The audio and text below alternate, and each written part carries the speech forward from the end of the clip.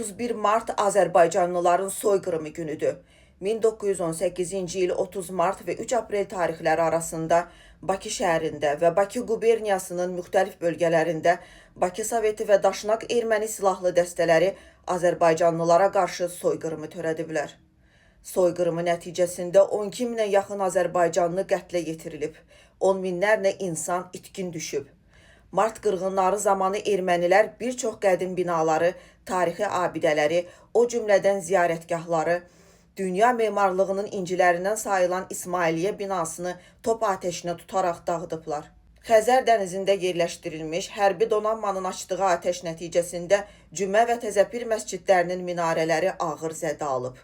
Daşnak silahlı dəstələri karvansarada vəhşicəsinə öldürdükləri insanların meyitlərini elə oradaca yandırıblar. Qeyd edək ki, beynəlxalq miqyasda bu soyqırıma hələ də hüquqi qiymət verilməyib.